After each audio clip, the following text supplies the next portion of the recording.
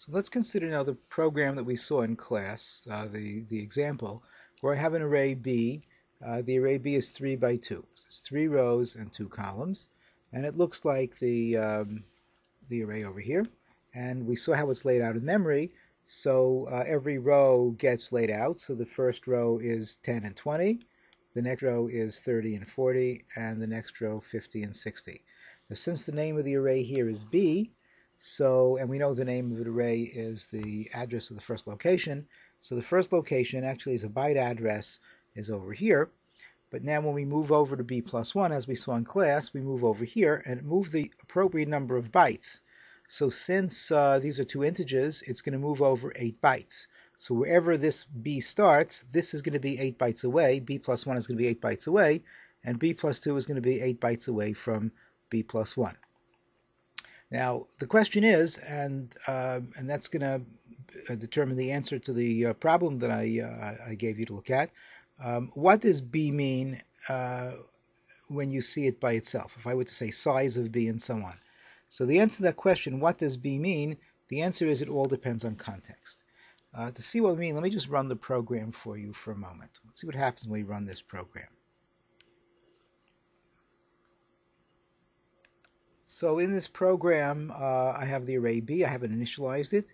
And then we're going to ask to print out the size of B, and the size of B plus 0, and the size of star B plus 0. So let me just run the program now. I'm going to compile it and run it, and we'll take a look at the output. So as you see here, I ran the program, and I get the number 24, 4, and 8. How do I get those numbers? So the first output statement right over here says the size of B. So the question is, what does B mean? Well, if you look here, B is declared to be an array of size 3 by 2. The size of operator takes one of two kinds of parameters. It takes an expression, or it takes a type. So in this particular case over here, it's telling me, well, B, what do I do with B here? So it recognizes that B is an array. It's an array of 3 by 2.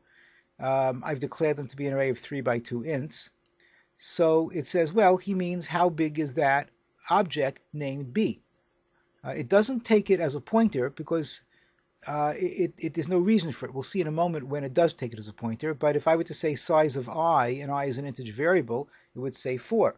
Right? If I would have some object that's defined to be of size 30, and I said the name of that variable, it would say 30. Well, in this case, B is a variable name. It's a name of an array of 3 by 2.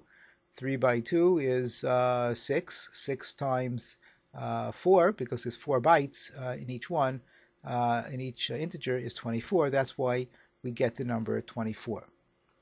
Now what about the next one? The next one I say size of B plus 0. So the compiler says to itself, well, what is B plus 0? Well, B plus 0 is certainly not the name of an object, right? It's not the name, it's not a variable name.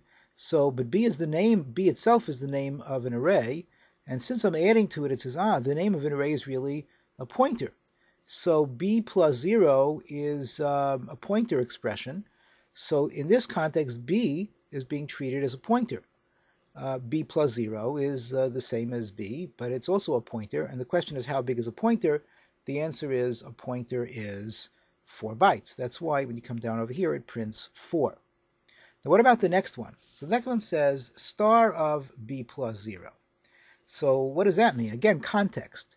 So B plus 0, again, this means B plus 0 is a pointer. It's a pointer to the 0th element of the array B. Well, what's the 0th element of the array B? So here's my array B, and B plus 0 is pointing to here. And if I take star of B plus 0, what is star of B plus 0? Well, since B plus 0 is a pointer, star of a pointer, as we saw in class, is the name of where the pointer points. So it's the name of this array right over here. It's the name of that one-dimensional array that has a 10 in it and a 20 in it. This one-dimensional array right over here. Now, so the question is, what is the name? What happens with the context of the name of a one-dimensional array? Well, let's go back and see what the program actually printed. So if we look over here, we see the program printed an 8. Why did it print an 8?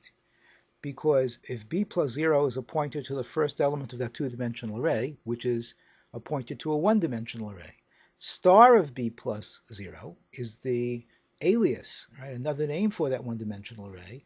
But as we saw in class, the name of a one-dimensional array is really a pointer, but that doesn't make a difference because in this context it treats it as a name. So it's naming a one-dimensional array of two integers. How big is a one-dimensional array of two integers? Well, each integer is 4 bytes, so the two of them, because it's a one-dimensional array of size 2, is 8, and that's why we have an 8 over here. Now, what about the rest of the program? So in the example that I put online, it says the next line prints 0012FF68. That's when I ran it with the Microsoft compiler. When I ran it with the other compiler here, the dev C++ compiler, the linker and loader put the variable somewhere else. So here it prints out that the address of B is F20. So that's where the two-dimensional array starts being laid out. So now the question is like this, right? If the address of B is 20, what is the address? What happens when you print B plus 1? What happens over here with the B plus 1?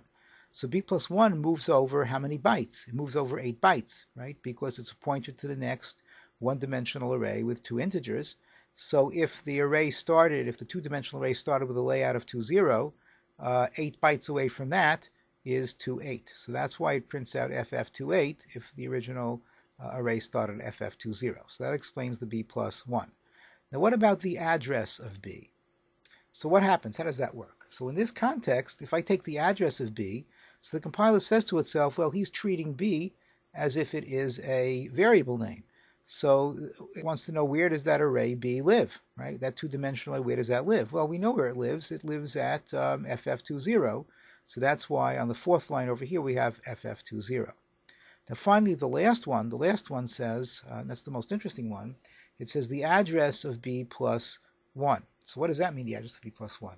So since I'm taking the address can only be taken of a variable name. So, well, what kind of variable is B? Well, B is the name of a two-dimensional array. That two-dimensional array has how many bytes?